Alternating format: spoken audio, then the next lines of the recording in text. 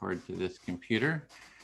So we are recording, and this is for recording for educational promotional purposes. And again, I'm going to post in the chat because as new people arrive, they don't see the past chat posts, that if you've done an empathy circle before and you feel comfortable with facilitating one, you can add ECF to the end of your name. So when we do breakout rooms, you can facilitate one. So welcome, I'm Edwin Rutch. I'm the director of the Center for Building a Culture of Empathy, and I'd like to welcome you to this introduction and orientation to the Empathy Circle Facilitator Training. There's going to be people probably popping in, for the next few minutes. So just keep reminding them about the different steps to do here, which is maybe, Bill, if you get a chance, you could post that chat in the chat periodically, just about facilitating me? Yeah, because we Okay. really, I think we're gonna have a bunch of people. We really like to have someone in each circle that can facilitate. So hello, everyone. Okay. So about me, I'm the director of the Center for Building a Culture of Empathy, and I've been working about 14, 15 years on, how do we create more empathy in the world? And I started the center, the center about, like I said, 14 years ago. We have a website with cultureofempathy.com, which is internet's largest resource and internet resource for empathy material. We have a lot of different empathy building projects. We have something called the Empathy Tent that we, before COVID, we took it out to the streets. We offer empathic listening and empathy circle practice out on the street. And we have like social media areas. And from my experience with empathy, I found that this empathy circle practice, which is using mutual empathic listening or active listening, is the most effective first step gateway practice for learning and kind of building empathy skills. It's sort of just the first step gateway, and from there you can go in a lot of different directions, but we really try to make it an easy first step. And so what we want to do here, actually I'm going to show, as people arrive, I'm going to show our outline of what we're going to do. And what we want, here's the outline. We're doing the welcome, which I'm doing right now. We're going to go around and each person is going to get a chance just to do a 30-second introduction of your name, where you're located and why you want to take the training, why you're interested in the training. I'll then review about the training, kind of go through the steps of about it, the background about it, how you can sign up, kind of the requirements. Then we'll go into a question and answer if you have any questions. Then we're going to show how to do an empathy circle. So we'll give a little 6-minute intro. And then we're going to go into breakout rooms and actually take part in an empathy circle.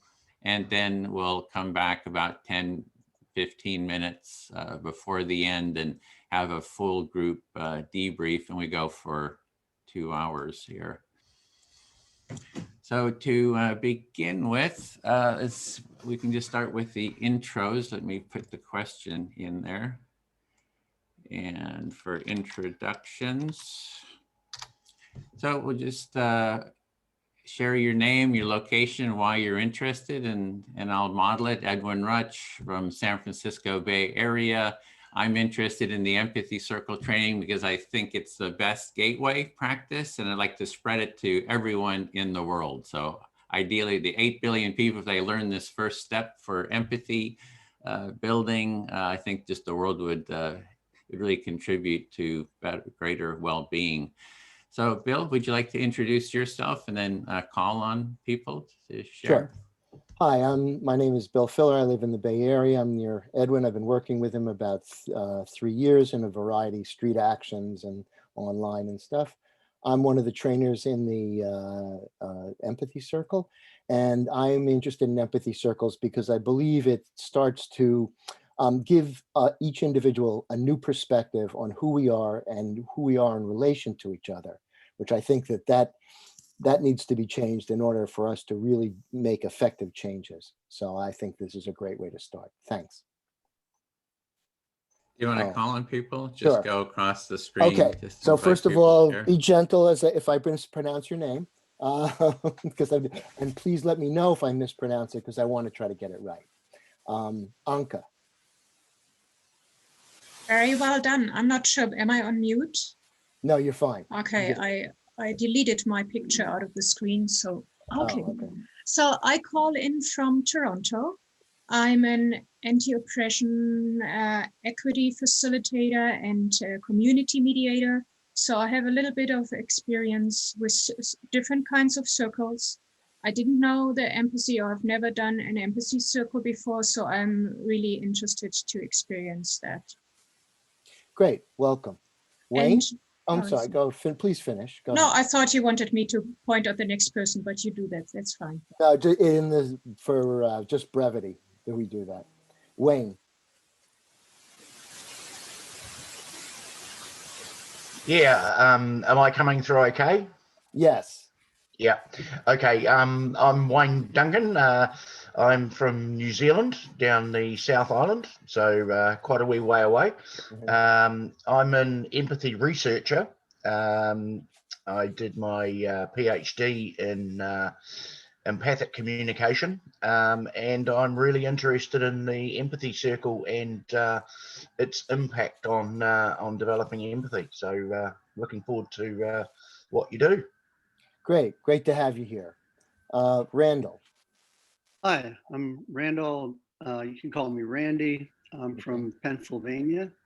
I recently became a volunteer tutor with pandemic professors, and we work with students from families that have been especially hard hit by the pandemic. And so I think empathy is particularly important because at the time I retired from being a full-time teacher, I was working with students mostly from fairly affluent backgrounds. So I have a little bit of an adjustment to make there, I think. Okay, great to have you here. Thank I'm you. also a retired teacher, so we need more of us. And Keenan or Kenan? I'm sorry. Kenan. Kenan. Okay, thank you. Hi, everyone. My name is Kenan Rustamov. I am currently in Pittsburgh, Pennsylvania. And I am here because I'm also going to be tutoring for pandemic professors. And I thought this would be a good opportunity to learn ways to communicate and have empathy for the students that I'm teaching. Great. Welcome. Great to have you here. Jen? Hi, everyone. I'm Jen Morin. I'm in San Francisco.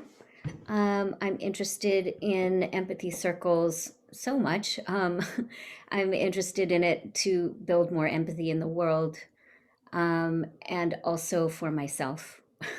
And then I'm also in the process of creating a curriculum for the San Mateo County Office of Education.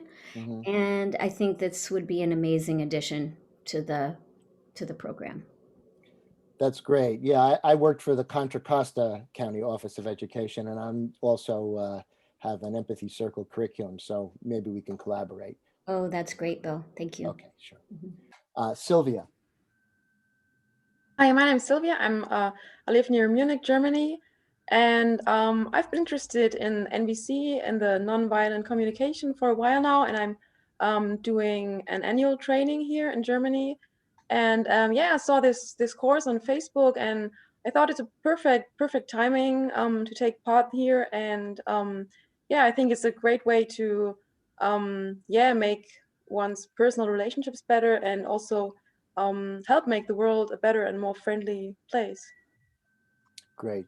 Good to have you here, Sylvia. Thanks for coming. Alice. Hey, I'm Alice. I'm currently in Portugal, not in Porto as it says in the name, but in Guimarães. It's a town, yeah, north of Portugal. I became interested because I participated in the Trusted People course. I don't know if you know about it. And yeah, I really became interested in other ways of communicating and like another type of healthy relationships between us and others. Yeah, I pass. Great. All Thank right. you. Thanks, Alice. Welcome. That's what we need, more healthy relationships. Janice. Hi, everybody. I'm a retired physician. I've been tutoring both children and adults for the last 2 years, mainly disadvantaged kids in Trenton and also adults through Literacy New Jersey in a variety of topics. I really absolutely love doing it. So I'm really looking forward to this. The reason I'm doing this today is that I heard about this through the pandemic professors, as some of the others of you have as well. I didn't actually realize it would be 2 hours because I am tutoring a student in an hour, but I'll do everything I can to stay on as long as I can. So thank you very much. Yeah, and that was a question. This is a 2-hour session, so 10 to 12 Pacific. Okay, and Patricia. Hi, I'm Pat. I'm originally from New Jersey, but I reside now in Virginia, retired military after 26 years. And then now I'm currently a financial and career counselor. But what led me to this course is I'm a volunteer with the pandemic professors. This is one of the ones that they recommended we indulge in to learn a little bit about what we're going to be doing and how these skills can help us with our students. Great. Well, welcome. And we have a lot of pandemic professors who are going to be taking this course. Okay. Mona.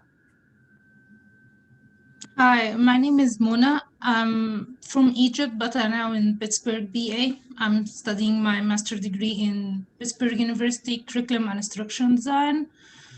This is my second circle on empathy. The first one because I'm volunteering in pandemic professor as well, but it was very helpful and I was interested in it. As a teacher, I see that empathy it's a very thing, and learn to listen to other people it's a gift, and it's very nice to be with this training. Great to have you here. Samantha. Oh, hi. My name is Samantha. I'm from New York. I'm also part of the pandemic professor. And yeah, I'm hoping to learn something here today. Great to have you. And Bahia, are you there? We see your picture. Yes. Yes. Okay, so my name is Bahia. I live in Los Angeles, and I also intern at Pandemic Professors, and I got the link and I just thought it would be interesting to attend. Great. Well, welcome. Marina. Hi, I'm Marina. I'm from Southern California, and I'm also part of Pandemic Professors. So when I got the email, I thought it would be interesting, and seeing as how right now everything's so different, this would be a good way to learn about relationships and stuff. Okay, great to have you here. And now I'm gonna stumble over this name. I think Shrushti, is that close? Shrushti R. Patel. There, yes. You're muted now, you're not muted. We can't hear you though. No, we can't hear you, Shrushti. Okay, I'll go on, Shrushti, and I'm sorry if I'm repeatedly mispronouncing your name. So, and then you can try, yeah, okay, you'll be back. Okay, so you can try to get in again, we'll let you in. Okay, sorry. Lauren. Hi, I'm Lauren. I'm from California. I'm also from Pandemic Professors, and I thought it'd be really interesting to learn more about empathy. It's really nice to meet all of you. Great, welcome. Luca.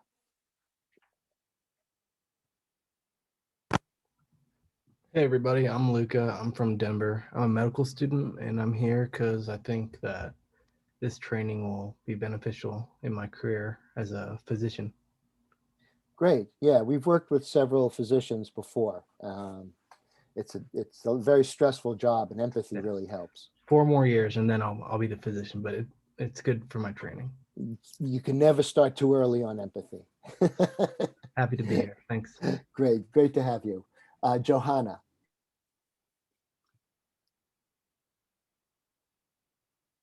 Johanna, can you hear me? You're not muted, but we don't hear you. Okay. All right, Johanna, you can try some problem with your connection. We can't hear you. So I'll go on. Seng. Hi, my name is Sang. I'm from Pennsylvania. I'm working with pandemic professor, and I think it's a great way to learn for better communicating. Okay. All right, great. So Johanna said she'll try again. And I think Shruti is trying to get in. She said I did say it correctly. So that's one for me. And now I'll turn it over to Edwin. Was there anyone else? Did we get everyone? Was there? I think we got, is anybody? Lauren, was that? I can't remember. Yeah, I think. Okay, Well, yeah. Oh, here's Johanna. Let's see if that works. Okay. Johanna, can you hear us now? And can we hear you?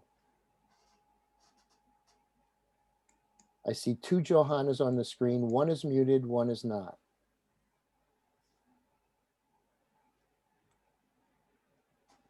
There you were, muted and then off mute.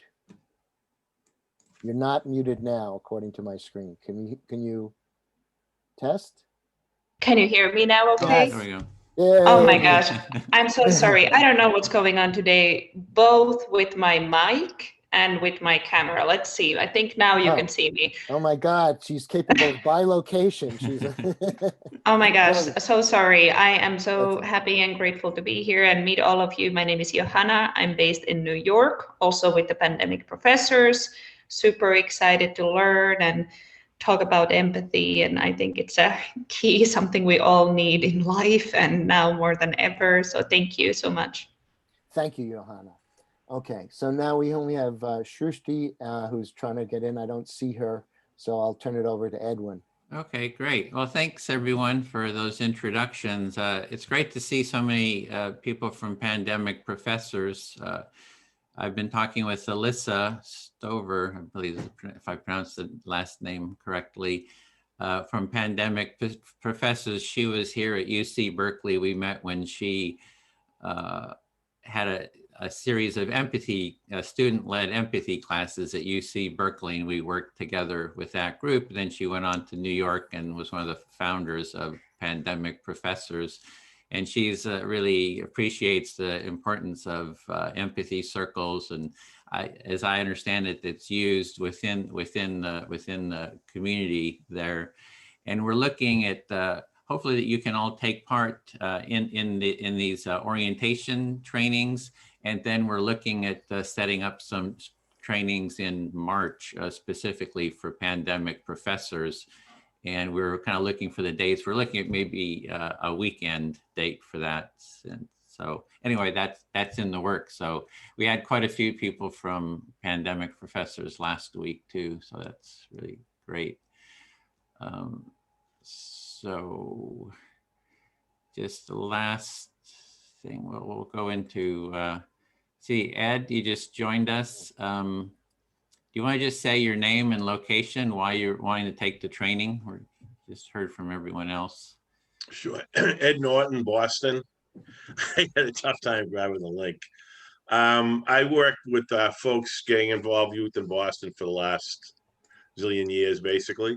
And I do, I've always run groups in my shop. Basically, it was a wooden boat shop for guys from the street.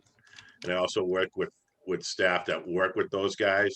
So the whole idea of facilitating group process is really important to me. And I just, I'm looking to dive a little deeper in circle work. I do meet with folks that run peace circles up here in Boston. I don't know where folks are from. So I'm just looking for a different slant and hear what folks have to say about the work. Great. Well, welcome. Glad you could make it. Just returned. Can you guys hear me now? Yes. Oh, there you are. Oh, great. Yeah, please. Great. But yeah, you said my name correctly. My name is Shruti, and I'm from Mechanicsburg, Pennsylvania, and I'm from Pandemic Professors, and I joined this meeting to learn more about empathy and how it can help my communication skills with my students. Okay, well, great. I'm glad we got the audio and everything working. It's always a problem here on Zoom, getting that stuff to work. So what I want to do next, we wanted to review about the training, and I'm going to put in the course website. So that's the main link there to the course website, and I'm going to actually share it on the screen and just kind of review it a little bit, and then I'll talk about the training, and then we'll have a little Q&A after that. So let me just share that on the screen. I think we'll lock the meeting now, Bill, so if we just won't take new people into the room.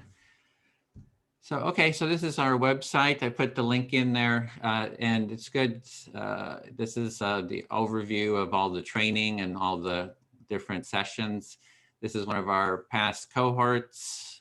We have about 20 people per cohort now. This is a module 1, which consists of 5 sessions, and they're 2.5 hours each. And we meet once a week, and there's no cost to this training. You can donate if you like, and there's some links to the donation. The trainers, we're doing this because we really believe in sort of the message of a culture of empathy.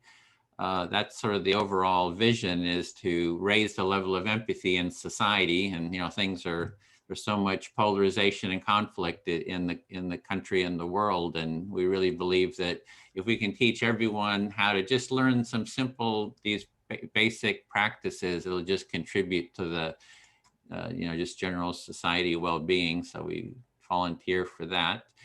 If you scroll down the page, you'll see there's a link to a start page. If you click through to that, it'll take you to our Facebook event page. And this is all the intro cafes. So we're here, February 5th. And then next week we have one on Thursday and Friday. So we're starting at some time zones for New Zealand. Someone here from New Zealand. It's a time that's a bit later for New Zealand. It's 8 p.m. Pacific. So we're working with setting up a cohort for the West Coast, California, US West Coast to New Zealand, Australia, and India time zones. That's our next cohort. So you can come here. It's good to, if you're on Facebook, to just, say going to this event. Then we have a discussion area that you can, click through here, and we post kind of all kinds of updates there, and there's various resources. This little video here is at UC Berkeley, which I mentioned, Alyssa, that's where she was from, and this is actually her course on empathy that she held there for a student-led course. And we have some of our trainers who are there doing Empathy Circle, Facilitator Training.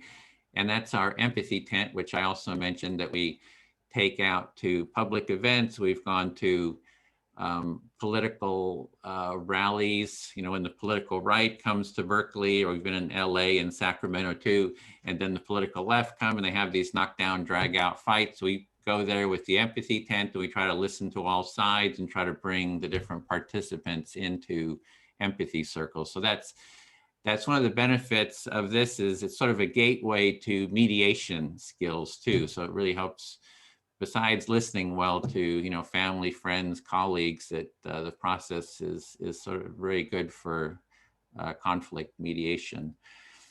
So then if you scroll down that page, our website, there's a sign up. We just starting cohort 9 next week. The cohort is full. As I said, we take about 21, 22 people per cohort. Our next cohort is cohort 11. That's going to be starting March 4th and 5th if you're, across the time zone. If you're in New Zealand, Australia, it would be the 5th. So it'll be your Fridays. And you can see the times, 8 p.m. Pacific time. And then we keep adding new cohorts as we go, go along.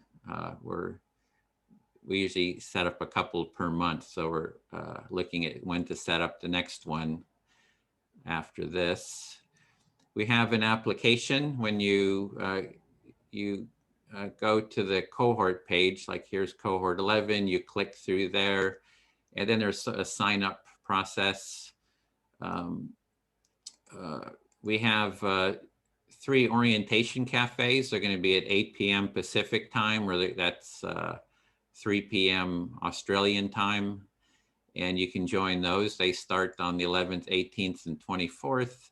And then we've got the 5 sessions, and we're just starting to form this. So you'll go through, you click the application, you know, this application page will come up, you fill out the application, then add your name to the list here, send me an email. We just kind of discuss, you know, about you taking part. And then we add you to the list here, and that kind of gets you confirmed on the cohort list. So then there is a requirement that you for taking a prerequisite of 2 empathy circles. So we just want you to have had experience with empathy circles, and today's counts as 1. And you can come back again next week, and that'll be the second one. So you'll have met the requirement. Or you can also just hold your own empathy circle. The instructions are fairly easy. You know, you can just hold it with your family and friends, and just hold one yourself, and that kind of does the prerequisite as well. Then you can just scroll down. You can get a sense of the overall course. We always use this URL for our Zoom link. That's another cohort. This was cohort 5. Each of the sessions is laid out here. You can get an overview of what the sessions, you know, each of the sessions are. You can kind of what we cover in each of the sessions. First session is sort of a empathy cafe. We kind of introduce the concept of a culture of empathy. And then the next 3 sessions are actually giving you a chance to facilitate an empathy circle. So you'll facilitate sort of a mini empathy circle and kind of learn about the challenges. And then the 5th one is sort of a integration and debrief session. That's number 5. And that's our cohort 7. And you scroll down, and there's kind of links to the different sections about the values of a culture of empathy, how to, the facilitator support group. And I might mention the sort of the requirements in terms of time. There's it's 2.5 hours per week. And then there's you have a 30-minute empathy buddy call. We match you up with someone between sessions, and you have a 30-minute empathy buddy call where one person speaks for 15 minutes just on, you know, how you're doing.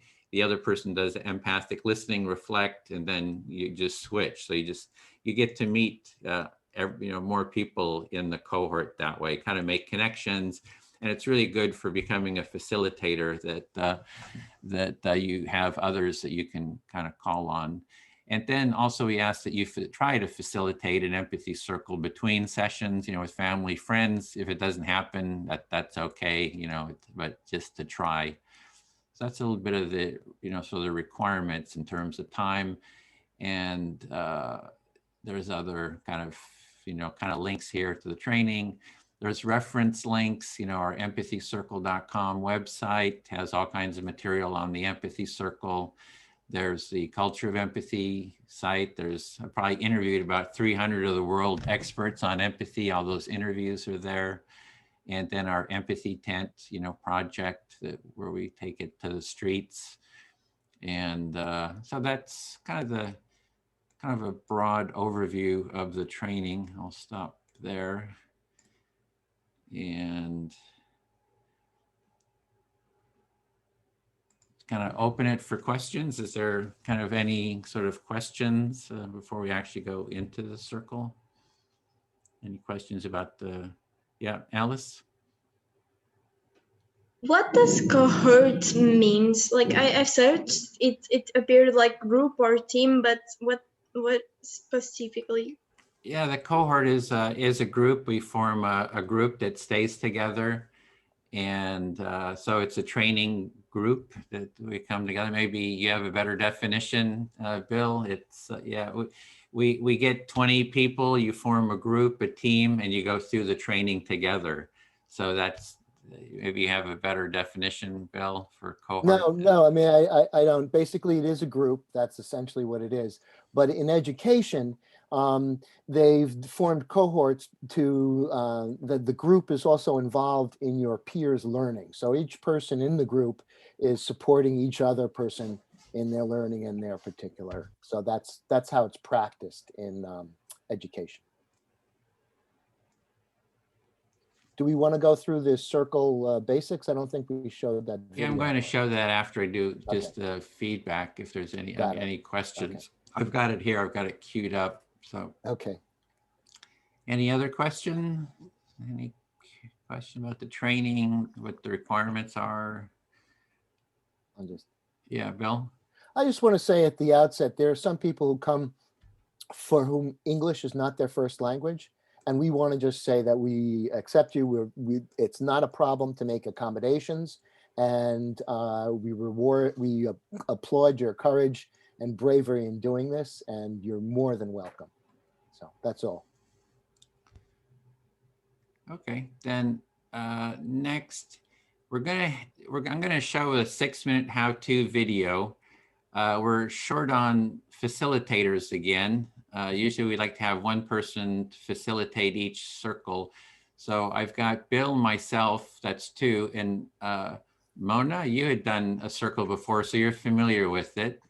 And we need 2 more. Does anyone else has anyone else done an empathy circle? Okay, Sylvia, so I will put you in one, so you'll facilitate. We need 1 more person. Anybody else done a empathy circle before? Okay, well, we're gonna have a group that, you'll be self-organizing then. But so I'm gonna show the 6-minute video intro how-to, and has everyone seen the videos online? There's like a 9-minute video and a 24-minute video. So I just wondering if anybody saw those. Oh, Anka, okay. All right, I'm gonna put you in one of the rooms, Anka, with, let's see, Anka, just since you've got more experience there. Okay, so here's the video intro. So this is just how to. Oh, sorry. You gotta optimize for sound and share the sound. There we go.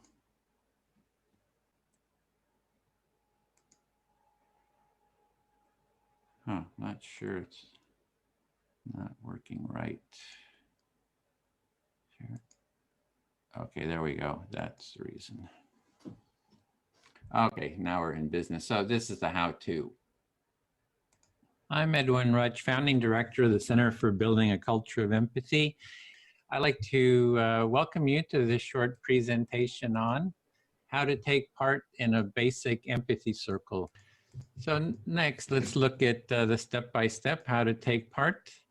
An empathy circle starts with 2 to 7 participants. Here on the screen, we have 4 participants, which I find is an ideal number. There are 4 basic roles, and the roles rotate among the participants as the empathy circle unfolds. 1, the speaker, is the first person to speak. 2 is active listener who actively listens to the speaker. There's the silent listeners, they quietly observe and witness. And the facilitator who organizes, schedules, and hosts the circle. They also do the timekeeping, and they have some experience with the process and help keep participants in the process. However, everyone has the responsibility to hold the process and the practice. So to begin with, the facilitator will start the empathy circle. They welcome the participants. They lead introductions if the participants don't know each other. The facilitator invites participants to give short introductions, for example, their name, where they're from, and something personal about themselves. The facilitator then reviews the empathy circle process to remind everyone how it works. They announce the discussion topic if there is one. Even if there is a topic, you can always talk about what is alive for you. That is what is on your mind in the moment. And 5, they set the speaker time limits, perhaps 5 minutes, for example. And the facilitator then asks who would like to start to be the first speaker. So at that point, the participant volunteers to be the first speaker. As speaker, you select who will be your active listener, and you can select anyone that you want. You speak about the topic given or whatever is alive for you, and so you'll speak a bit until you have maybe expressed an idea or two, and then you want to pause to give the active listener a chance to recap what they understand that you are saying and feeling. If you say too much, the listener may have difficulty in reflecting it. As the active listener, you are listening to the speaker to get an understanding of what they're saying and what is important to them. You are giving them your full attention as a supportive companion on their inner journey and exploration. When the speaker pauses, you recap your understanding of what they said and how they feel by reflecting the essence of that in your own words. You can summarize, paraphrase, or even say the speaker's words back to them. Even though you may have a strong impulse to respond with your own ideas, judgments, analysis, advice, and sympathy, or even questions, resist the impulse to do so. Because these common responses block the speaker from moving along their internal journey. You will be able to say whatever you want when it is your turn to be the speaker. If you don't reflect the understanding to the speaker's satisfaction, they can always say it again. Then as speaker, you check, do you feel understood to your satisfaction? If you do not feel understood, you can say it again, perhaps in different words. If you do feel understood, continue sharing. Again, after speaking a bit, pause to give your active listener a chance to recap their understanding of what you said. As the active listener, you again share your understanding of what the speaker said and meant. The cycle of speaking and reflecting continues until you, as the speaker, do not have anything else you'd like to say, or until you get a signal from the timekeeper. If you get a signal from the timekeeper, then finish up what you're saying in a sentence or two. After you get a final reflection, you can end your turn by saying something like, "I feel fully heard," or something like that to indicate you are done with your speaking turn. At that point, the roles then rotate. The active listener becomes the speaker. The person they select becomes the new active listener. For everyone having equal time, it is good to select someone that hasn't spoken lately, but it is your choice. The others in the circle become the silent listeners. This process of taking turns in speaking and active listening continues for whatever time is allotted for the empathy circle. And this was just a very short introduction. The best way to learn the practice is taking part and doing it. There is more in-depth material on taking part in an empathy circle and facilitating one at empathycircle.com. Thank you for listening. Okay, and there's also a PDF instructions, which I'm putting in here so you can access that. Let's see, there was someone that needed to leave early. Who was that? Janice, I'm gonna put you into a group so that we have, okay. Just 1 second here, gotta make these groups. Okay, I'll be in a group with me. So, and let me post this. So this is for the circles. I agree to, I also need, so Kian, where's, okay, that kind of makes it hard. We try to get the groups to be a certain size. So we'll have 5-minute turns. The topic is, what is your experience of the Empathy Circle? Why do you want to take the training? Any questions you have about the Empathy Circle training, or just whatever is alive for you. So we always like to have the space and time for that you can talk about whatever whatever's alive for you. So we're going to go into the room. Since we have 2 people who are leaving, I'm going to kind of move things around here. There's going to be 5 people to a room.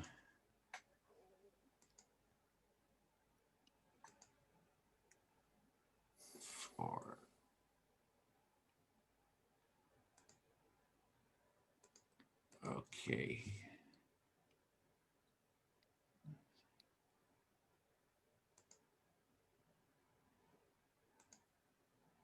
Okay, we're going to have 5 to a room. So we're going to have about a little bit more than an hour. We'll at 10 till, we'll go for an hour and about 10 minutes in the circle. And Bill is going to facilitate one. I'll facilitate one. Mona will facilitate one. And Sylvia will facilitate one. And then there's also the instructions there. If you click on those instructions of the PDF, then you'll have that handy just to kind of guide you as well. And the main thing in the circle, when you go into the circle, stay within the process. Don't kind of do the empathic listening for a round or 2 and then say, oh, let's just chat. Because that kind of defeats the purpose. So really stick with the process for the full time. And again, you've got 5 minutes per speaker, and you saw how to do it. So just go in and do it. So any questions before we go into the rooms? Okay, great group here. Was that Sylvia anything, or you waved there? I didn't know if you had a question. She says, do you want the silent listeners to give feedback after the round? No, you only, let's just do a quick round just to model it. Sure. Would someone like to just speak to me, for example, just why do you want to be a facilitator? Just let me demonstrate it. Who had to leave? Kian, you had to leave early, so do you want to just model it, say something? Say it again, sorry. Just why do you want to be a facilitator? And I'll just model it just to kind of show the process again, just a little quick demonstration. Why do you want to be a facilitator? You want me to be the facilitator? Sorry. No, if you would speak to me, I'm just going to model the listening. I'll just model the listening to. I like to be a facilitator because I think just learning about how it works can help me do it with maybe my friends or my coworkers and stuff like that. Okay, so I'm hearing the reason you want to be a facilitator is you think it's going to help you with your friends and coworkers. Is there more? I think empathy is just a very strong skill in general. So learning how to express that and helping other people express it is very important. And I'm hearing that just expressing empathy is just, it's an important skill, and that you just sort of value, you just see the importance of it. Mm-hmm. That's it. You feel heard. Okay, and then it would be, then it's my turn. I would select someone. I'll speak to Sylvia. Can I speak to you, Sylvia? Yes. So I feel like totally jazzed about empathy, empathy and empathy circles. I just see that if we raise the level of empathy in society, it's just going to just really contribute to greater well-being. And so that's why I'm pretty excited about this work. Okay, so I hear you're very excited about empathy and the contribution you're making with this to create a better world. Yeah, and also I'm so excited that so many people from Pandemic Professors are here, and that the community has sort of picked this up. So I'm pretty excited about that too. Do you want me to repeat that? Yeah, you just reflect back. Okay. So okay. I'm just so yeah, modeling I'm hearing, here. that you're especially excited that so many people from pandemic professors are joining. Yeah, and I feel fully heard. Then it would be Sylvia's turn to select someone, and we just go around the circle, you know, like that for the time allotted. So with that, we're going to go into the circles and stay with it, stay with the process. And here we go. Open all rooms. And there'll be a couple of people staying here.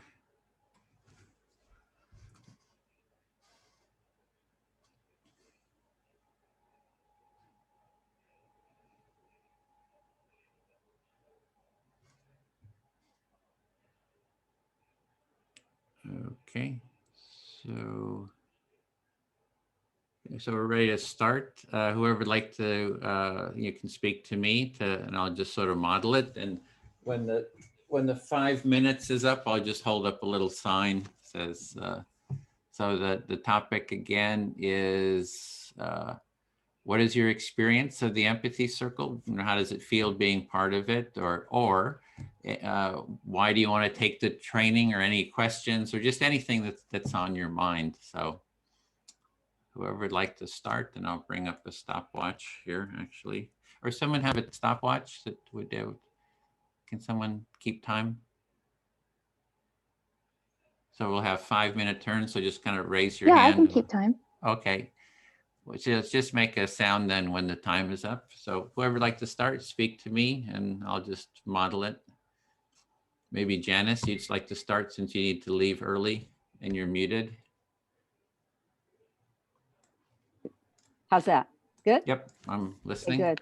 So just to tell you, this pandemic professors thing that they sent us told us the start time, but didn't list an end time. So I apologize. I would have allowed 2 hours. So I apologize for that. Yeah, so you're wanting to apologize because you got this notice from pandemic professors and they didn't say when it ended. So you would have sort of budgeted the amount of time if they had let you know. Yeah. Yeah, exactly. So I'm sorry about that. Because I think this is very important. I'm working to reach students of a variety of different ages and all different kinds of backgrounds and situations. And I feel I can always learn. And I'm learning a lot from my students. One of the key things that I think I knew on some level, but is extremely obvious to me, is that I have too much. I have too much. I've had too many privileges. I've had too many things in my life. And when I think about what some of my students have, and that they're still trying, you know, people that are hauling boxes all night at Walmart and without any sleep, then they want to come and learn English, you know, the next morning, and people that are doing all sorts of adverse situations and they still want to learn. And I'm Can learning. I reflect that? Can I reflect? Sure, go ahead. And also your microphone is against your, and it so it kind of makes the How's sound. that? Yeah, that's I'll hold perfect. it. Yeah. Yeah. So what I'm hearing is that you're working with pandemic professors. You're meeting people. You're just realizing that you have a lot of privileges. That you've seen that, you know, people really, you know, have jobs at Walmart, et cetera. So a lot of struggling. So you're just kind of speaking. You're just sort of aware, sharing your awareness of that. Right. Okay. So point of to one thing to be clear, I just started with pandemic professors, and I don't have any students assigned to me from there. But I'm working with Literacy New Jersey, with about 4 or 5 other organizations, and I'm teaching in an alternate school and so forth. So those are where the experiences are, in a real variety of age groups, situations, problems.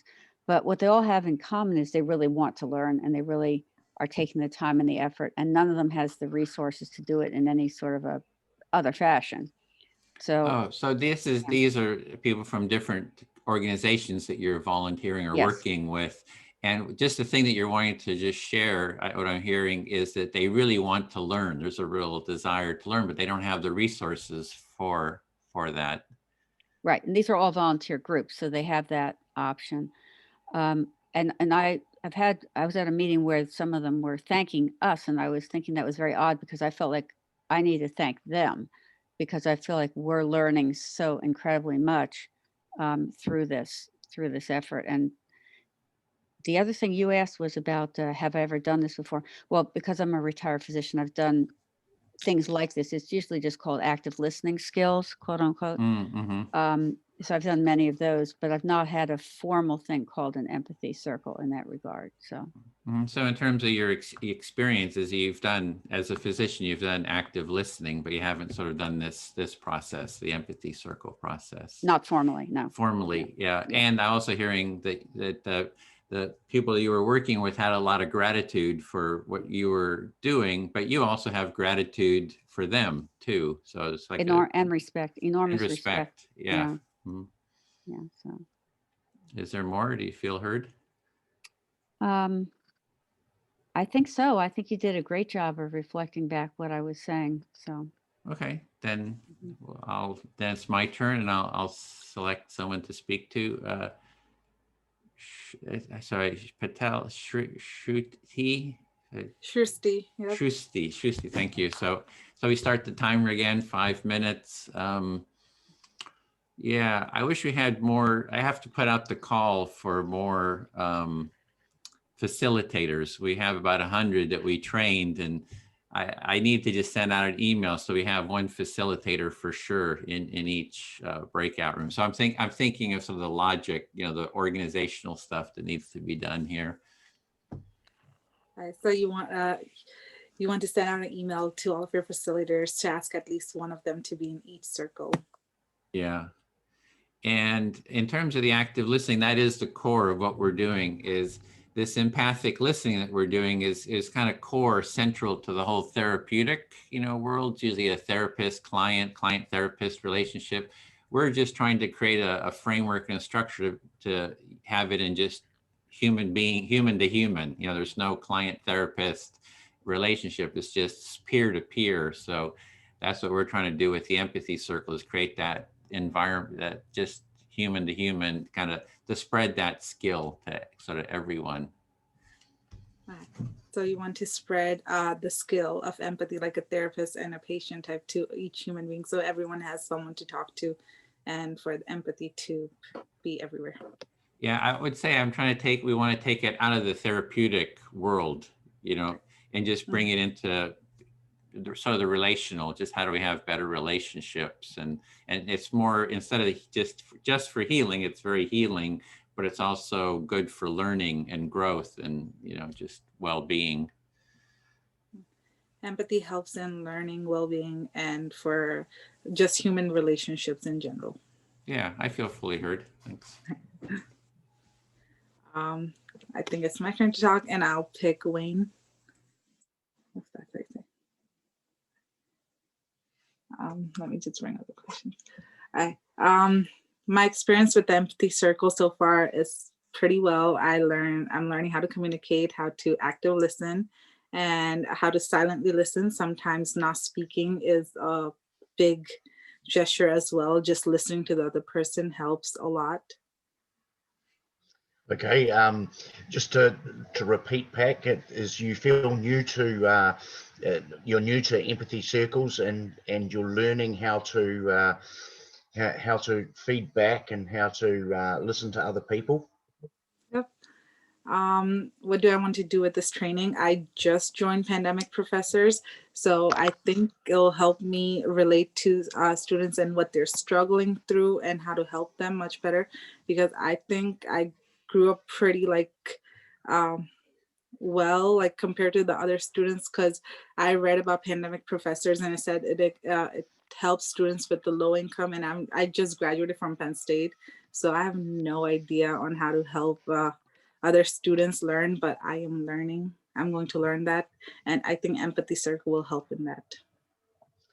Okay, what I'm hearing is that you've become part of the pandemic professors, and in a way you've wanted to join and be part of Pandemic Professors because you feel as though you came through a privileged opportunity, and it's been highlighted to you that you see others who aren't aren't experiencing that privileged pathway. I think Empathy Circle will just help me have better communication skills, and it'll make me a better listener to their problems, and it'll help me guide them. So what I'm hearing is that you you just feel as though the empathy circle will give you the tools or give you the ability to be able to communicate with these people more effectively. Yep, I feel fully heard. Thank you. Okay. Right.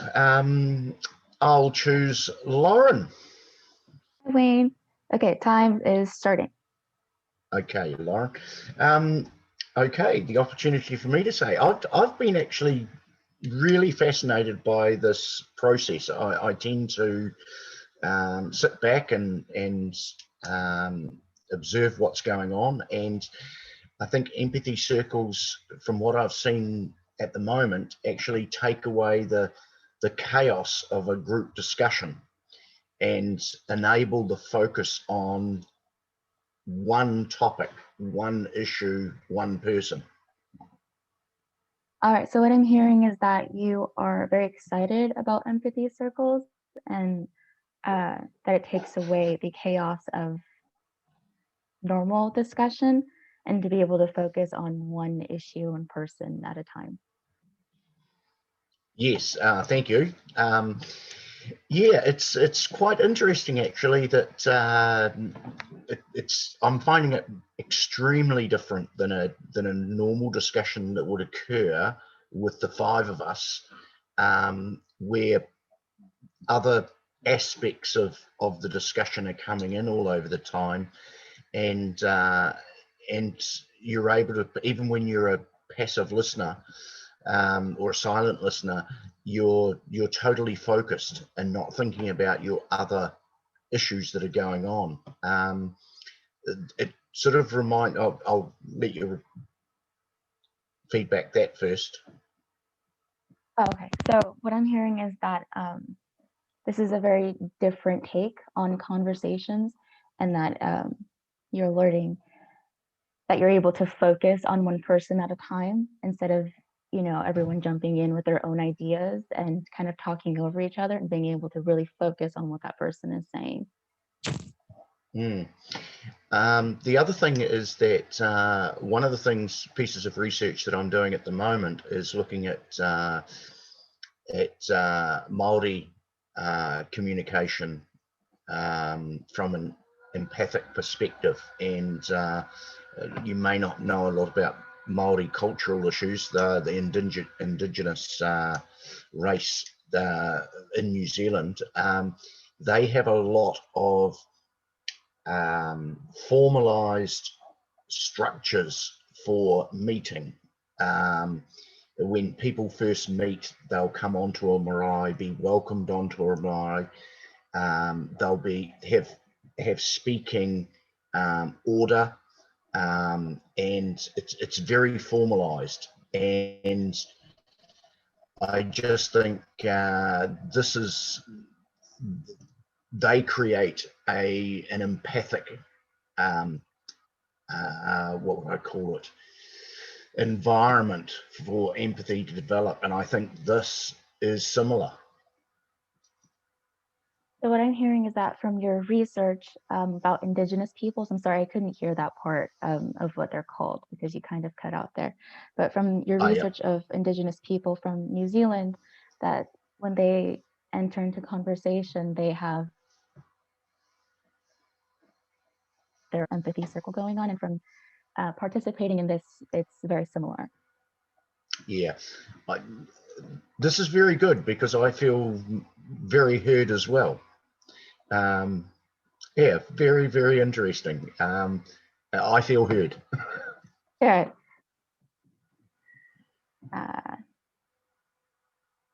All right, I'll just go around in a circle. I'll just make it a circle. I choose Edwin, and starting time now. Listening. All right, so this is my first ever empathy circle. I've never done anything like this. I'm also like Srushti. I am from Pandemic Professors. Just going based off my own experience, I've never tutored anybody before. I've never had to do anything like this, and I had to do an internship for this semester. And I just came upon this on Google, and I was like, oh, this would be like a really interesting thing to do because I've never done anything like this before. So and I've been given so much opportunities educational wise that I was like, I might as well try to, give back what I've been fortunate enough to learn. So I'm hearing that you haven't really done something like this before. You sound like you just sort of stumbled across it on Google, and you feel that you're fortunate and you're wanting to give back to society, I guess. Why do I want to take the training? I want to take the training because it gives me volunteer hours, which I desperately need in order to pass this class.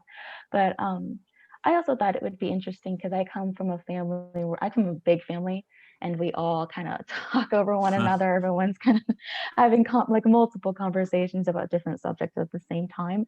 And I'm always kind of the one just like trying to listen to what everyone is saying, but that's hard to do. So I thought this would be very interesting to take a part in. So there's two parts. One, this kind of fits for some volunteer hours that you're needing sounds like for something. And the second, just addressing that in your family, everybody talks, kind of sounds like they maybe talk over each other, and you're sort of the more quiet one, listening to everyone else. Yeah, correct.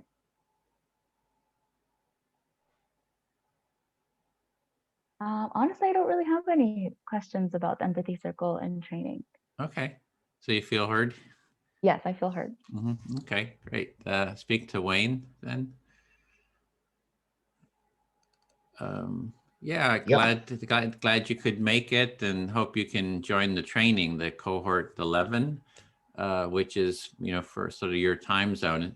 With your background in empathy, I'm just really glad to get a chance to meet you, and hope you can take part. Okay, so you are, oh, this is quite hard listening.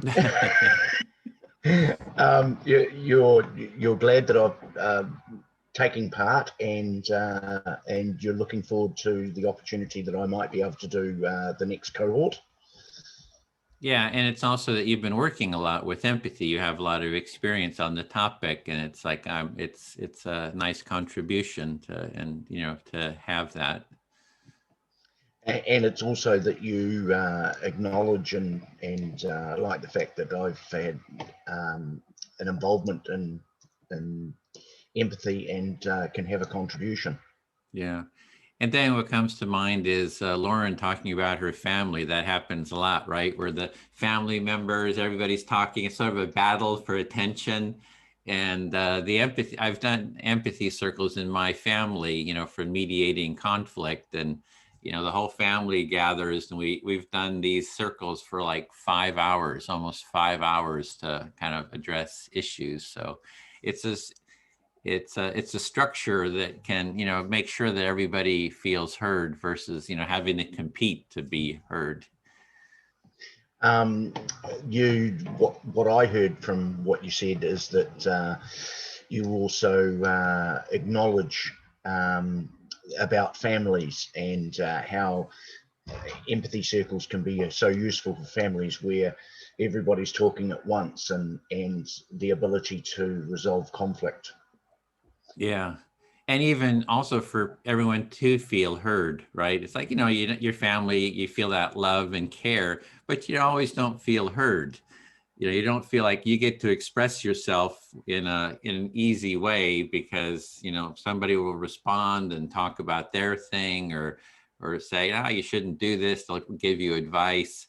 But just so in the family, I think that Empathy Circle can be really good too.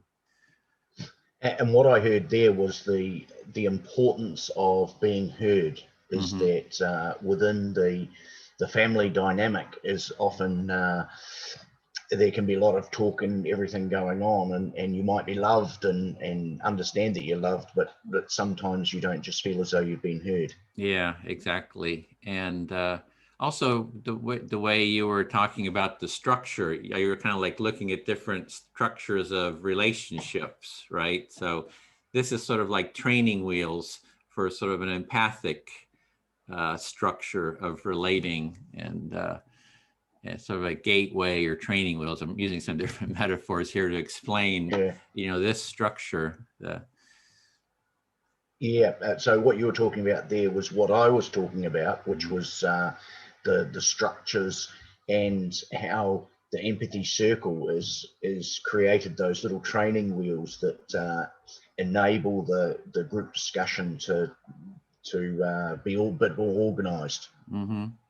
Yeah, and I think it can, when we first start here, you know, you're just there, you know, three of you are just getting started. It's probably a little bit of anxiety. Am I doing it right?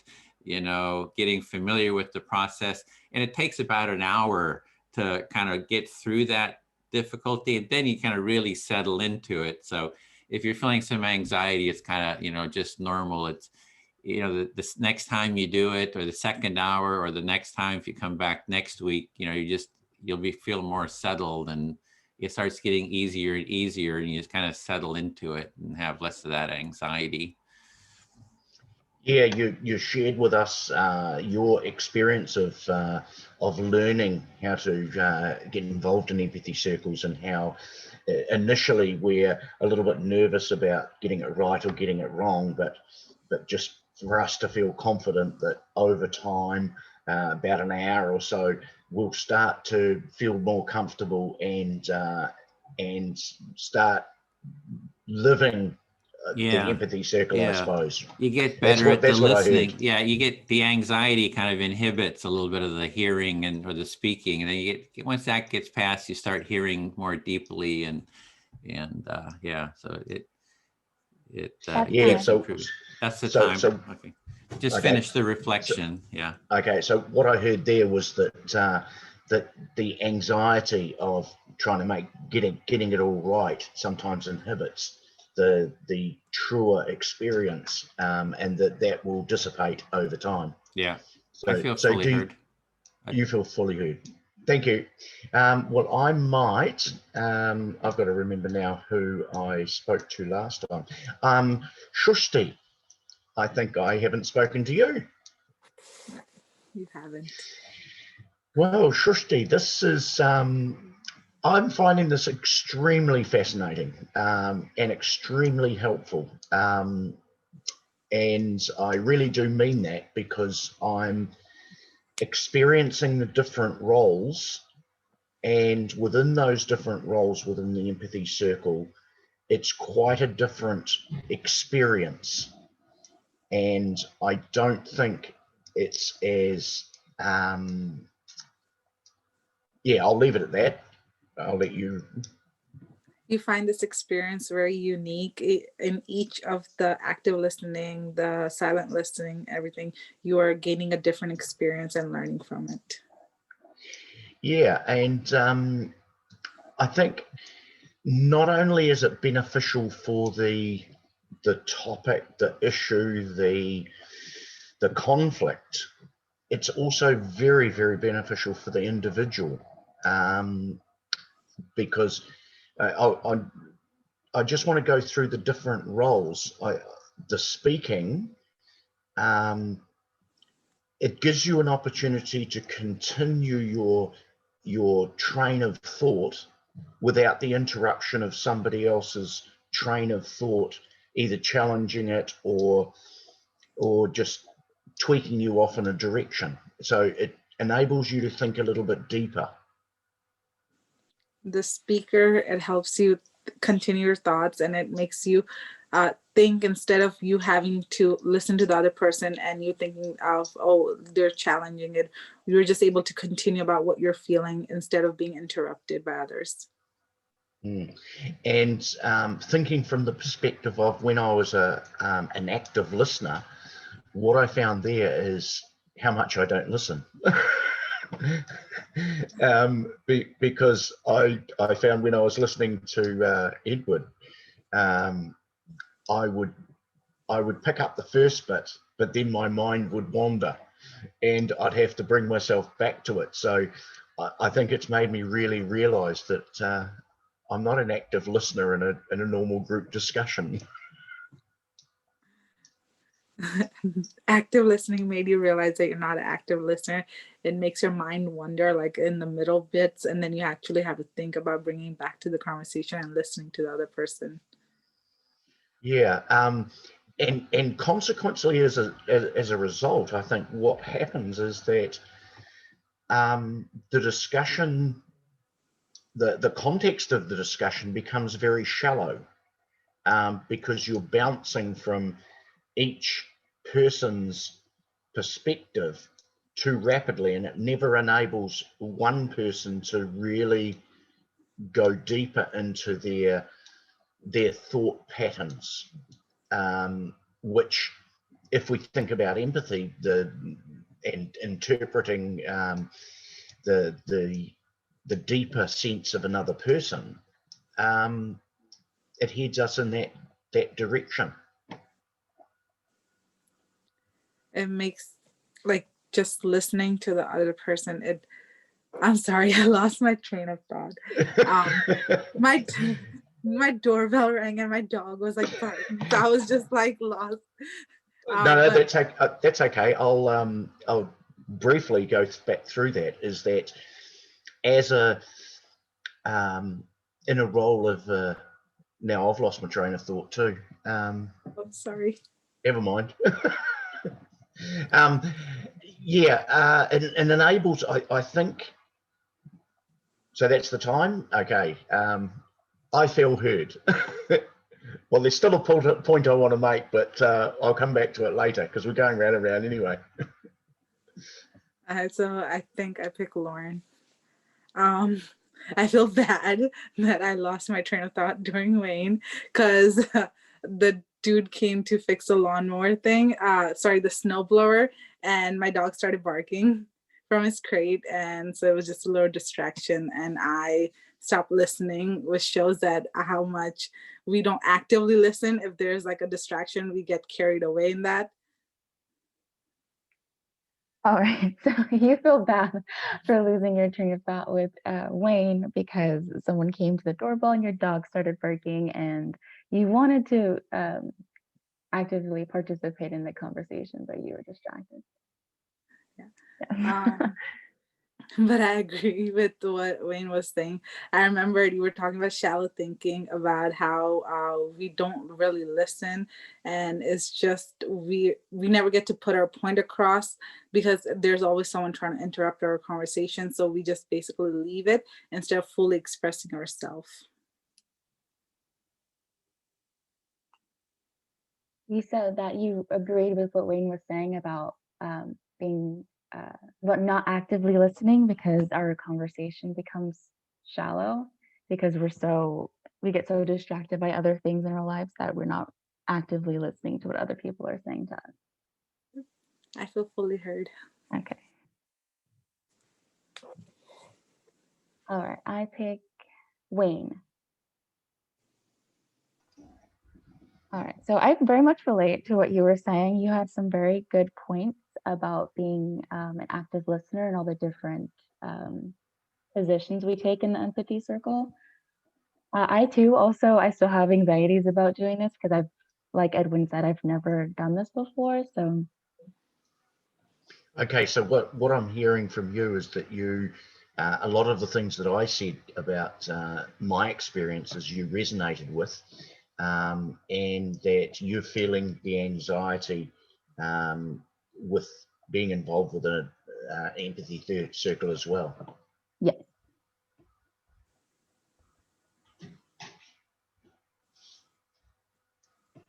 And I also thought it was interesting that Edwin mentioned earlier that he did these empathy circles with his own family and that they go on for hours. I was very surprised by that. If my family tried to do an empathy circle, it wouldn't go on. We would just mess it up. Like there's no way we would succeed. What you talked about there was that you were interested in what Edwin was talking about with respect to the families and that sometimes they go on for hours, and you don't believe your family involvement they would go on for hours at all. Exactly. I feel fully heard. Okay, I choose Edwin. Listening. Okay, just following on from those experiences in the different roles, it's interesting. I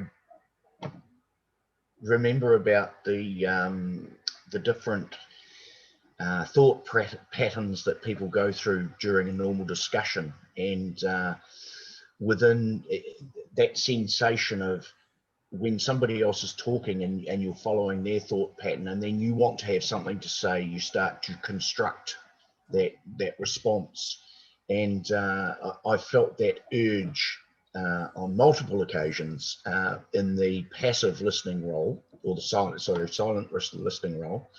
And it's a habit that that the empathy circle is going to help, I believe, to dissipate and enable a deeper thinking and concentration on what the other person's talking about.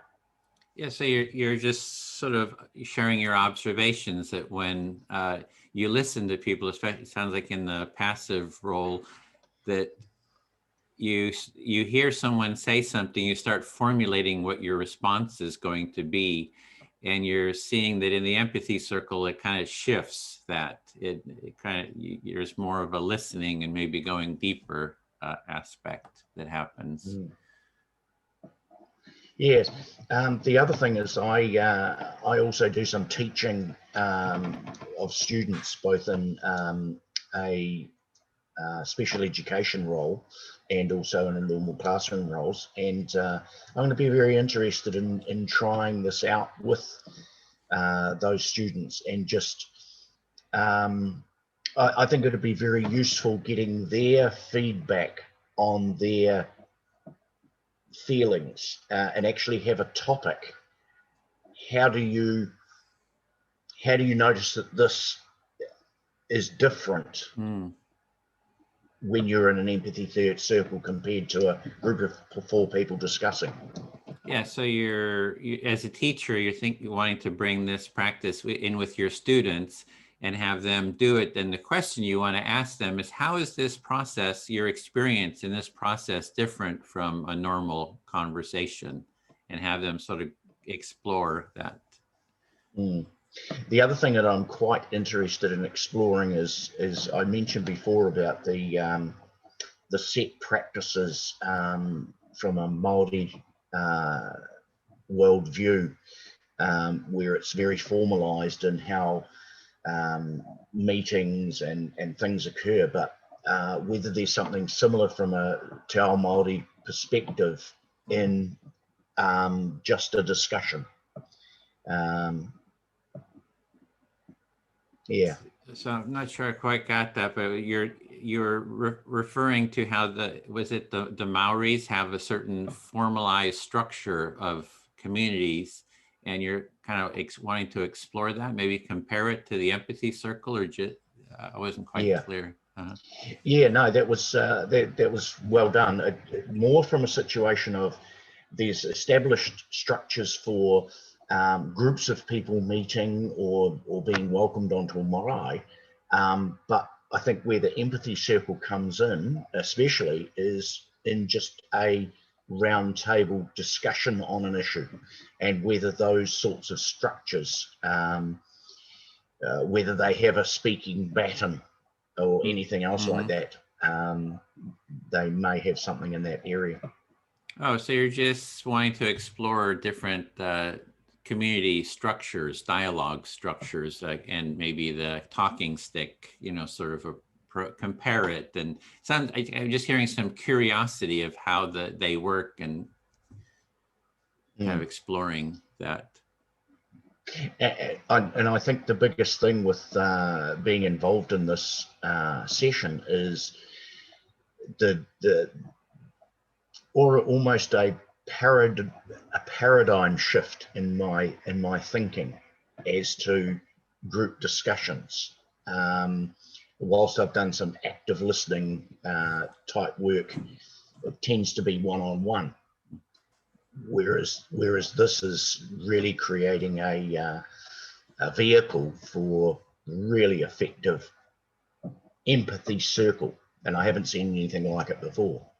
Yeah, so you're familiar with active listening on one-to-one, but you're saying this is a process or a structure for group empathic dialogue, and you haven't seen something like this before. And I'm hearing some real curiosity, interest, maybe even excitement about it.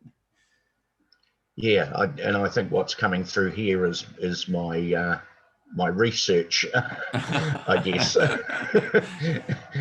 We want to analyze everything. Yeah, So, the other part is your researcher, analytical state of way of being is sort of moving here, trying to analyze everything. Yeah, sort of analytical mode.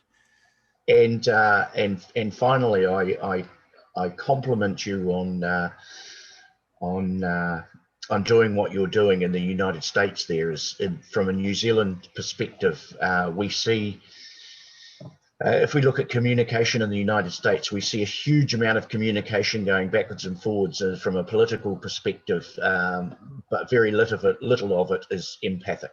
Mm-hmm. Yeah, you're seeing the lack of empathy in the political discussion here, and sort of commending that we're trying to do something about that.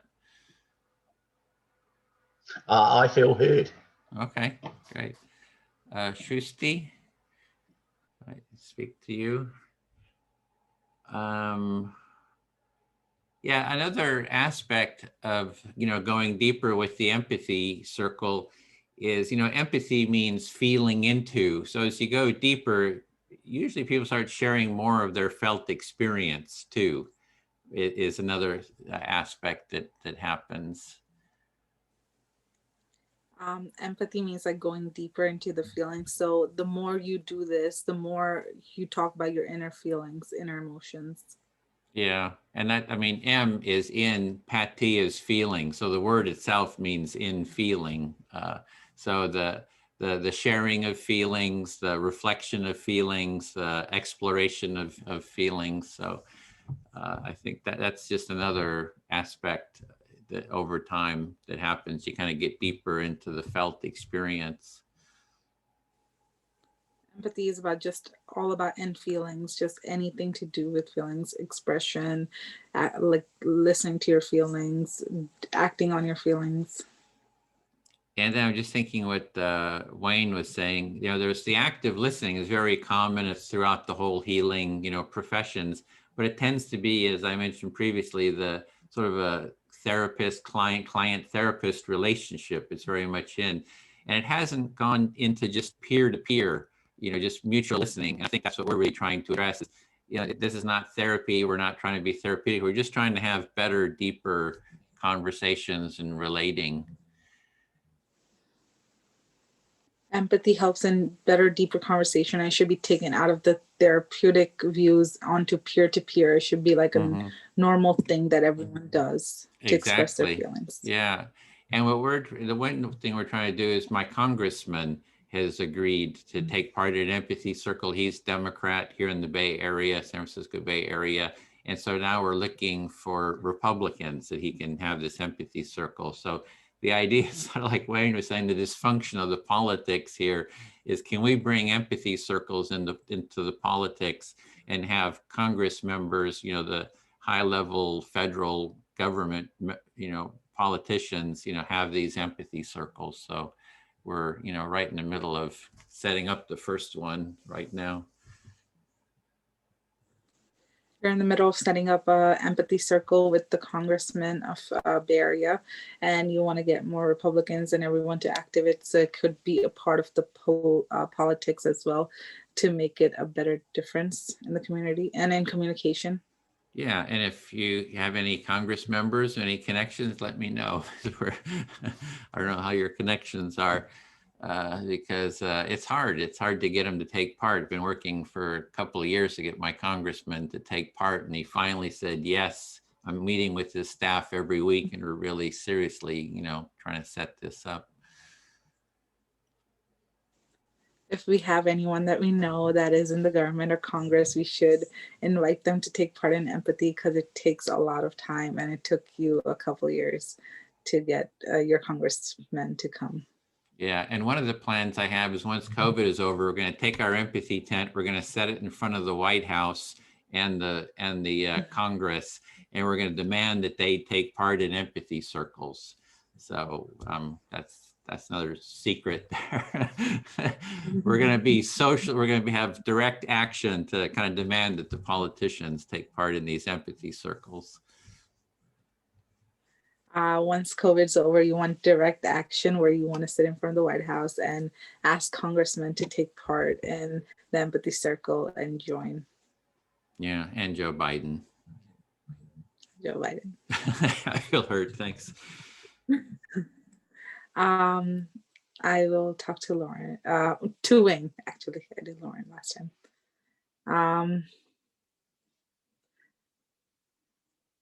I lost Wayne. So far I've learned that the more you speak in this, after a while, it feels like there's just so much to talk about, but you don't know what to say because it's just all like mumble jumble in you because you're just like, okay, what should I speak about next? But while talking, I'll just let you reflect first.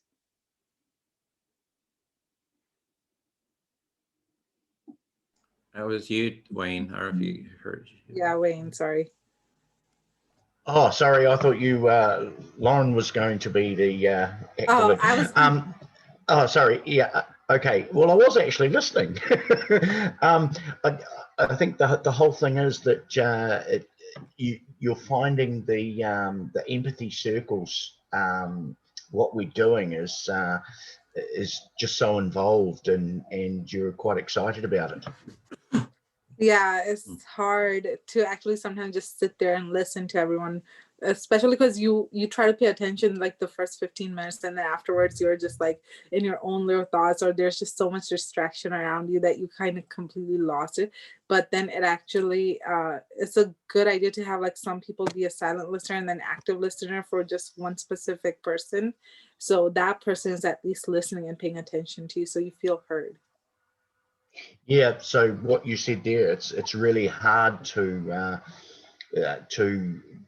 stay in concentration with everything going on, and you go off into your own little world sometimes, but it's really good to have that one person who's the active listener, that's able to feed those things back to you. Also through Zoom, it's actually hard because you're able to see everyone's faces, so you're just looking at everyone's reaction, and it's hard to like even concentrate on your own thoughts. But I realized Zoom has this function where it's called active speaker. So whoever's speaking is the only person that shows up on your screen, and it makes it a better like one-to-one conversation. Yeah, so you're finding Zoom is in one way a little bit difficult because you're seeing everybody's expression, but one positive thing of the Zoom is that it has an active speaker component where the person who is speaking comes, their view comes in, and you're just, it's more of a one-to-one. I feel fully heard. Okay. Lauren. All right, Wayne, go ahead. Okay, the first thing is that I've actually developed which I didn't do it to start with, but developed a strategy where I've got a little notebook just to note down some of the key, the points that I've got to make sure that I repeat back again, just to show how bad I am at this. You said that you developed a strategy of keeping a notebook to keep track of exactly how bad you are at listening. Okay, the other thing I want to throw back over to Edwin, which I wanted to say this ages ago, was that if you do manage to get a tent on at the Capitol there, and you can get some people, we might be able to get a bit of an empathy link with some of the New Zealand politicians. I'm fairly well connected with some of them there, so that might be something. An international empathy circle. You said that you have a New Zealand political connection, so that if Edwin does succeed in doing his pop-up tent in front of the Capitol and the White House, that you can form this kind of international empathy circle. Yeah, thank you for that. And because I'm going to say I feel heard now because that train of thought is pretty much gone. So I'm looking forward to hopping on the next carriage. All right. Let me stop time. I've been keeping time this whole time. All right, let me start again. I choose Srushti. I haven't done you yet. So to be honest, being on Zoom is really exhausting for me. I have like 18 units that I'm taking right now, and I have to be on Zoom for almost every single one of them, and it's really exhausting to have to be on all the time. You feel exhausted because you have to be on Zoom for 18 credits, and it's just very hard to pay attention, or it's just exhausting in general. Yeah. And I'm really grateful to be part of this empathy circle because it's really teaching me how much I don't listen as well. So this is really a cool experience to undergo, because I know from my own personal relationship, like when I'm talking to my best friend, I kind of jump in and like insert like my own advice, or like just say something really fast, comment on whatever she's saying. And I realize that, you know, I need to be more quiet and just let her finish her own thoughts and then give her advice if she wants it. This circle is making you realize how much you jump into your friend's conversation, and now you realize that you need to let them complete their thought and then give advice and be a more of an active listener, and basically just incorporate it into your daily life, and how grateful you are for this empathy circle. Perfect. I feel heard. I pick Edwin. Listening. What Lauren was saying, I feel the same way, because last semester when I had to graduate, I had to take 22 credits, and it's the same way. Zoom does get exhausting just sitting in one place, because a lot of your peers would actually have their cameras off and stuff, so you would never basically communicate with anyone except for you'll always see just your professors. So it is kind of exhausting, but it's just something that we have to deal with right now. Yeah, so like Lauren, you have the same feeling of exhaustion with Zoom. You had 22 credits, so you had to do that, you know, and it's you're just seeing your professor speaking. You don't see even the other students because they have their video off. So you just sounds like you're sort of identifying. You have a similar experience as Lauren.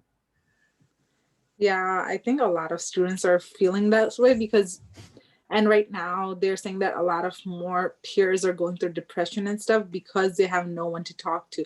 Before, they would at least meet their classmates and like just talk. I mean, if we would jump in to give them advices, they had someone to talk to. Now it's like through text or just through like FaceTime. So it's never like that close one-on-one feeling that you get.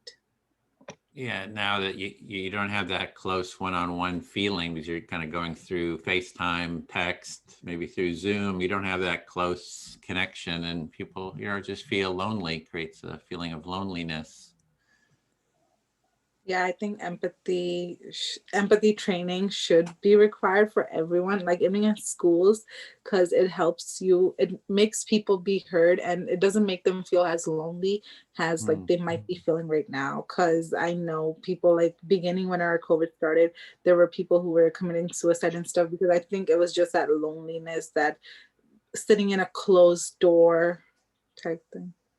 Yeah, so you just hearing of people having loneliness causing suicide, you're seeing that, and you see that doing empathy circles or, you know, this empathic listening, that would create maybe connection, and so you see the benefit for sort of addressing loneliness. I feel heard. Oh, okay. I'll speak to Lauren then. Starting time. Yeah, I think that's it was also I was hearing it that it should be required, or I see that too in the schools. I'd love to see just empathic listening, empathy circles, you know, starting really early in the schools, be it kindergarten or first grade. Because if I would have learned these skills, you know, way back then and sort of built on them, I mean, it would have just really contributed, you know, I think to my life, my well-being. All right, you said that we should incorporate empathy circles from very young so that as we get older, it will benefit us as we get older and be able to build on those skills to our overall well-being. Yeah, and Bill is a teacher, you know, who's one of the trainers who's in the call, and he's working on a curriculum for that. You know, like, how do you bring it into the classroom? You know, it's a lot of, you know, challenge. How do you bring it in? But I think it would be really, really helpful for students to, you know, when they start the class, you do a little empathy circle to begin with, just to check in, to feel heard and feel a sense of connection. And then if you learn how to facilitate, then if there's a conflict on the playground, you say, oh, we have a conflict, let's have an empathy circle around it, you know, to make it sort of a norm. So I just see a lot of, you know, possibilities there. You said that Bill is one of the teachers in this Zoom call and that he's trying to address how to bring in the empathy circles so that if there's ever a conflict in school, we can have that become the norm. Yeah. And then also Wayne was talking about, you know, being in New Zealand, the Prime Minister there has talked actually a lot about the importance of empathy. So I had thought it would be great to have her take part in an empathy circle to sort of model it. If we can get sort of a high level politician like that who's supportive to take part in an empathy circle, that would sort of model it to other politicians too. So had thought of her. I didn't have a connection, but maybe Wayne does. All right, so my internet cut out really fast, so I Oh. didn't hear the name of the politician that you were talking about. I didn't but you say were it. I saying- can't remember. It's Oh. I don't know it. Can't remember. Something Ardan, I think. Oh, okay. Well, you were saying that she would be, if you had the connection with her, it'd be really cool to bring her in and have her facilitate empathy circles within politics. Yeah. So, and also I think that loneliness aspect that maybe for support, you know, for people who are stuck at home, you can have an empathy circle with, you know, three other friends. You can just talk about what's going on in your life, you know, just talk about what's alive in you, and just to be heard, you know, about that really helps with, you know, getting through loneliness, and, you know, creates connection and can help with loneliness.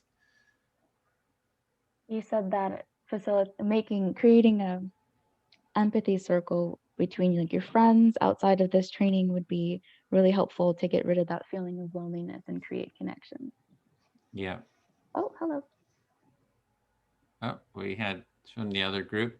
Yeah. So I feel heard. See, the other group just join us. Somehow did you leave your call? We weren't sure when to come back. Oh, we have another few minutes. We have about 5 minutes. So we can continue here. That's fine.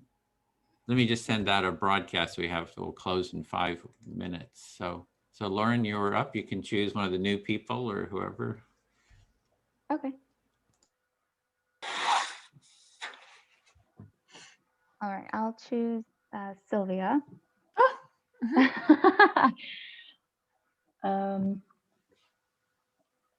So a really cool thing that I learned from our empathy circle breakout discussion room was that Edwin was actually trying to introduce these empathy circles in politics. And I thought that was a really cool idea because I really do think that we need to understand what every side is coming from and what we're all trying to accomplish. And I think empathy circle trainings would be very beneficial.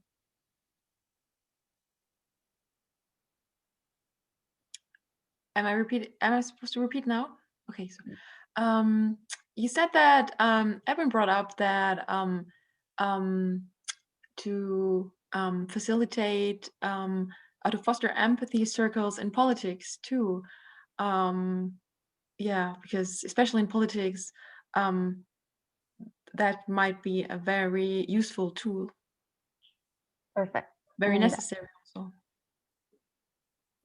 And I also think I'm going to try this out with my friends and my family and see how it goes. I think it would be a very interesting experiment to do.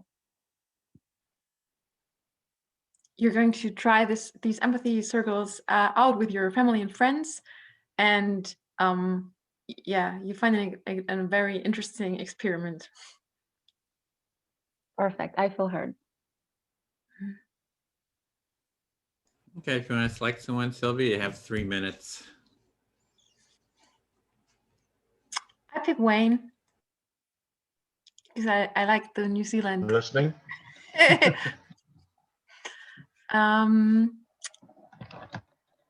it was lovely in the groups. We, I think it didn't take us long to go over the questions you gave us. And then we basically started exchanging about how we're feeling in a free conversation. That was really lovely. So yeah, it was nice getting to know the others and their situations. And we also talked about yeah, feeling lonely at this time in the pandemic. Yeah. Okay. What I heard was that you picked me because you like New Zealand. You in the session that you had, you went over the questions quite quickly, and then you got more into the deeper sort of how you were feeling, how each of you was feeling, and how you were feeling lonely, and just basically getting to know people at a deeper level. Yes. Perfect. I feel absolutely heard.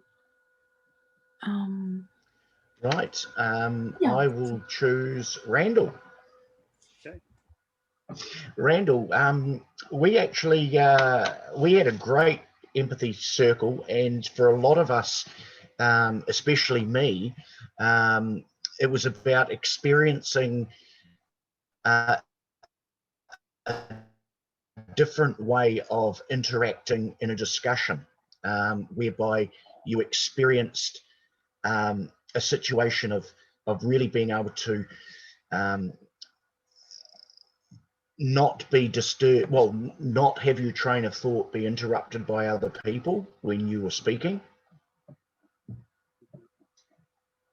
Okay, so you had a great experience with the Empathy Circle, and it was a different way of interacting in a discussion, because when you were speaking, your train of thought wasn't broken by interruptions from other people. The next thing that we found was that, well, mainly, especially for me as well, is that how much we don't listen. And then the challenges of when you were the active listener to make sure that you followed the train of thought of the speaker. Okay, so one thing that you learned was how we ordinarily don't listen very well, and so it was challenging as the active listener to follow the train of thought, really pay attention and follow the train of thought. So I'll pause you there. Just everybody's going to be coming back in a few seconds here. So yeah, I just want to thank everyone in my group for for your sharing, and it's great to connect with you. And we'll just they got 20 seconds, and they should be coming back. And then we'll do a debrief too. And the topic will be, what did you learn? So you're already working on that, Wayne. Yeah, sorry for just coming back into the main room and disturbing your circle. We just thought you maybe had forgotten us, because it was a long time, more than 55 minutes per person.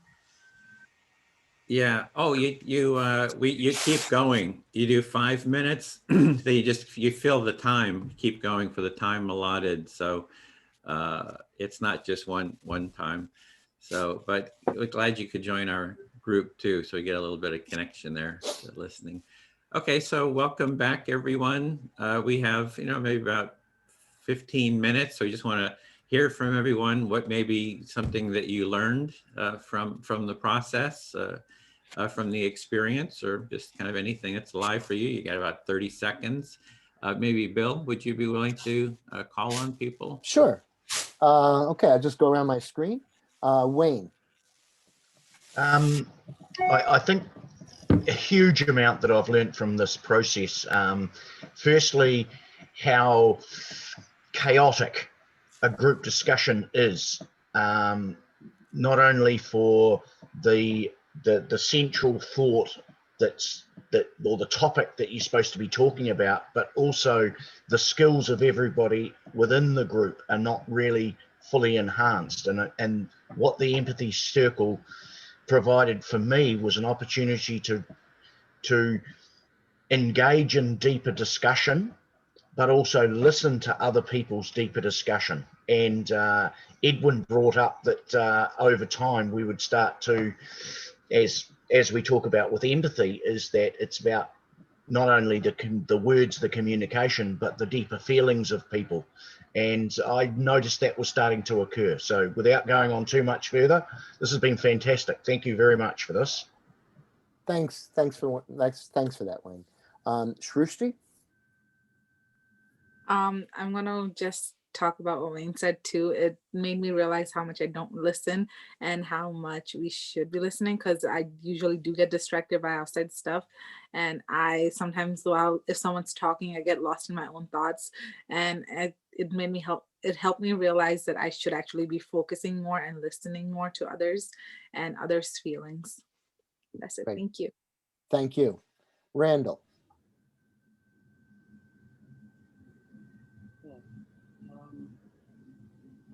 We can hear you, but you're Okay. There we go. Okay. I would concur with the last two people. So instead of just repeating what they said, I would just add that there was one instance where someone felt that that the active listener could do a little bit better job of paraphrasing or summarizing what they had said, and so they let them know that, and then kind of help the active listener work towards a more accurate reproduction of what had been said, and so that was an interesting development. Great, thank you, Randall. Anka? Yeah, I just have to say, for me, it's also like a challenge to listen well, and I get nervous and I want to take notes. And so it's a great practice to do this and to see, okay, it's not too bad. I can focus and I can listen. But that's also why I appreciate to have a space like this to really practice this part. Great, great. Sylvia? It's funny that Anke just spoke, because I was her active listener, and I think I didn't do the best job in the beginning, because I got caught up in my own thoughts a little bit, and then she looked so strictly, and I got nervous, and that did make it better. But I think in the end I got her idea. I would like to add that I actually found that it's Zoom is I mean, under these circumstances at the moment, I think it's not the worst way to have an exchange. I think it works surprisingly well. Okay. We had a nice conversation. Great, great. Thanks, Sylvia. Jen? I really love this process. I'm really grateful for it. I felt, just really kind of amazed to see, just the process of it and how we each could kind of build on, each other's thoughts, like as the thread went through. But also, one of the things there was a technical difficulty with the sound on the first time that I did the active listening. So that was a little bit challenging. There was some static going on. And so I just that threw me off a little bit. So that was kind of hard. But yeah, other than that, I thought it was a great process. Great. Thanks for sticking with it. We appreciate that. Patricia? It was outstanding, and I say that because it's really important when you're working through a Zoom to watch body language and ensure that you're in tune with the individual that is speaking and sharing their feelings. So a little head nod or, so that they can see that this person is actively listening to me really helps. So overall, great experience. They were great. And like she just mentioned, Jen mentioned that how we actually fed off each other's feelings and we were all really in tune, like active listeners, we just couldn't talk. Great. And by the way, that awareness that you talked about is a great skill for facilitator, just to let you know. Ed. You're muted, Ed. Cool. Just thinking and listening to folks that everybody really had, it seems like had a great experience. And what is jumping to me right now is that we had a great experience in our group, but when you don't have that experience in group dynamics, how much it affects folks.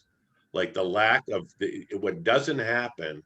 I work in a nonprofit, or I did. I'm not there now because I wanted to make this space and it didn't work. But anyway, the idea that power and how it negates we talked about the egalitarian, how folks are equal without badges coming into the space, and the idea how this space negates a power dynamic because it's just us. It's not me, the director, the executive director, the CEO. We're not coming in with labels. We're coming in equally as human beings. And that negates a lot of stuff that goes on, dynamics that go on in rooms that make things happen in the world. So the importance of that and the idea that when this doesn't happen, how screwed up things can get. So that's all, put it out there. Great, thanks, Ed. Alice. So I really enjoyed, and now hearing the Ed words, I was thinking to say some of the things that he said, but then I realized that like this is a thing, like we are so much of the time worried that like we have to stay like, how do I say fidelity, but like to me, like to my thoughts, to my personality, that we don't even give the space to listen to the others because we are already thinking what we want to say about something, because we feel like we have to always be present with our own ideas somehow. And this is a great exercise in order to push that thoughts away, like yeah, and to really listen to others. Yeah. Thank you, Alice. Samantha. I really loved this group thing that we did. I was in a room with Jen and Patricia too, and we do feed off each other's energy, you know, as in like we're all here to learn about empathy. So I felt like we're all on the same page, and it was really just nice, like hearing their thoughts and their stories and taking time to listen to their thoughts, because we don't really take time to listen to other things, or unless we're interested in it, you know. But as we are all here, oh, sorry, I got a spam call. That's okay. It happens to us all. Yeah. But yeah, I thought this was a really big learning experience for me, and I really enjoyed it. So Great. Thanks for sharing, Samantha. Marina. Yeah, to go off, I think I was in the same group as those three women, and we're all sort of in different places, but I think being able to just talk it out, it was really therapeutic in a way, and something that I think we need more of just in general, not just because of our current pandemic. So I think it's something useful that this empathy circle isn't just for now, but also for later as well. Great. Thank you, Marina. Mona? Yeah, it's amazing. Like with all of our different background and culture and beliefs, you find when you listen to other people, you find we have the same hopes, the same dream, the same difficulty in life. And that was amazing to me about the first circle, and it still amazed me in the second circle. It's nice to feel like you have people sympathy and you listen to them, you can hear them without feeling, oh, what should I say, or feel all of that. So no, I'm here to listen and be part of your thought. And it feels really relieved that you help someone just in listen to him and feel him fully heard. And that's thing I'm grateful for being a part of the circles. Great. Well, we're grateful to have you as well. Thank you. Johanna. We had a wonderful group, and I personally really enjoyed the experience of reflecting on how to be concentrated, how to listen, and how to take a moment on just focusing on the other person. So all in all, it was a wonderful, positive learning. Great. Thank you. Luca? Hey, I just thought it was a really cool kind of semi-social experience. It's just, we're all here for largely one reason, and that's to improve our empathetic skills and to be able to work with others and improve the lives of others. But we're trying to better ourselves for the benefit of other people. And it was a really interesting experience. And yeah, we're all here because we're all, if you're here, we're all pretty like-minded in a way. We're all decently altruistic, I'd like to believe. But it was a good experience, and I got to run to class. So thanks, everybody. Take care. Thank you, Luca. Lauren. I personally love this experience and very much appreciate how Mona put it, because I think she put it the best, and she said that it was really interesting, and being able to learn of my own shortcomings when it comes to being an active listener and learning new skills. I really appreciate that. So thank you. Thank you, Lauren. And Bahia. Okay, so similarly to others, it was kind of hard not to react and talk back, and not talk back, but answer them. And overall, I love talking to my group and learning how to listen to them. And I loved the energy and everything. It was a nice experience. Great. And I just want to say how appreciative I am of everybody coming here and sharing and taking this step. And then the one thing I'll say is that the Empathy Circle is about building bridges, not about technical excellence. So you may feel I have to take notes or I forgot these things, and that's all fine. That's part of life, but we're building communicative bridges. So when those things happen, we just kind of solve them. We fix the problem, and that's it. And it's an ongoing process. And I'll give it back to Edwin. Okay, thanks, Bill and everyone. Yeah, so just a note that I mentioned it in our group, the first hour, you're kind of learning the process, and it feels a little awkward, and slowly you get more familiar, the anxiety, kind of dissipates. The second hour, that's why we try to go for 2 hours, because kind of into the second hour, you start going deeper. And then if you come back again next week, you already know, you've gone through that initial learning phase, and, it gets easier. So I hope you'll come back, especially for pandemic professors. We like to get you to do a couple of these, because a requirement for taking the training is that you've done 2 empathy circles. And we're really looking forward to, setting up a cohort in March. So that's that part. And I think that's it. We're just a second minute over time. So I'll put the link in here. This is our feedback form. If you click on that right now, if I can get you to just click on that, it's going to bring up a form. And it's your feedback on the introduction, the Empathy Circle Facilitator Training form. If you scroll down, you'll see that it has an email address. If you can type in your email address right now, and take a minute to do that.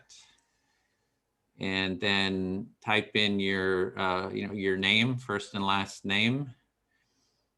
and the today's date, and just going to get you started with this, and then we're going to leave you to fill it out if you would. So this gives us your email, contact info, lets us know kind of how you want to proceed with the training. Yep, Alice. Am I the only one who's not seeing the form, or? Yeah, I'm not seeing the form. Sorry. There's whoops. I think I gave you the admin. Oh no, it should be the view form. Let me put it in. Oh, I see. Okay, that's why I had messaged somebody in the waiting room, and I just only sent it to them. Thank you for raising your hand on that. There's the form to everyone. Is it in the chat? It's in the chat now. Okay, I sent it great. to everyone. So you should be able to, sorry about that. Click on that and, enter your email. So that gives us your contact info. We can keep you up to date, as well as kind of gives us feedback about how this intro went. So with that, if you just continue, after the call, if you feel that, be so kind as to fill that out, and we look forward to seeing you hopefully next week. And next week also on our Thursday, 8 p.m. Pacific time, there's another one. So we have 2 of these calls next week. And so we hope to see you there. So we get some jazz hands as we take off here. So thanks for your participation, and see you next time.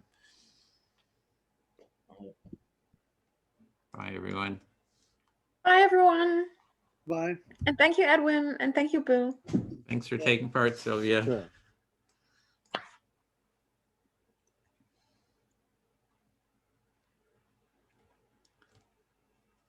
Do you want to debrief? Yeah, Edwin? if you would just take a minute, Bill. Sure. Once, okay.